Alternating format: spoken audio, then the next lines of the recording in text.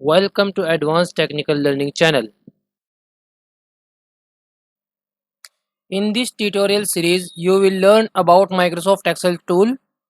In this video, you will learn what is Microsoft Excel, uses of Microsoft Excel, how to start Microsoft Excel workbook, how to save Microsoft Excel workbook, Microsoft Excel interface, navigating workbook and worksheets. What exactly is Microsoft Excel? Microsoft Excel is the most popular spreadsheet software that was developed by Microsoft. It is a versatile application used for creating, organizing, analyzing data in a tabular form. It is compatible with multiple operating systems like Windows, Mac, Android, and iOS. Uses of Microsoft Excel. There are so many uses of Microsoft Excel tool. We will see some uses of Microsoft Excel. Data entry, data management, accounting, budgeting, data analysis, visuals and graphs, programming, financial modeling, and many more. How to start Microsoft Excel workbook? First go to Start button, then search Excel, select the Excel application. After selecting Microsoft Excel application, you will see this interface. Then select Blank Workbook. Now you will see Microsoft Excel screen.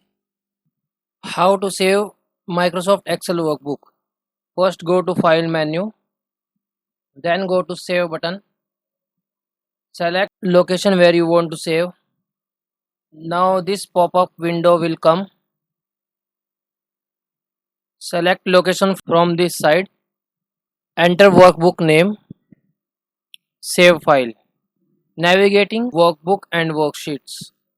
You have seen this Microsoft Excel interface. Here at the top, this is title bar. At top left, this is quick access toolbar. Sizing button, minimizing, maximizing, and closing buttons. These are tabs. This is ribbon. This is formula bar. This is work area, or we can say spreadsheet. This is cell. Active cell is that cell on which we will work. This is cell address.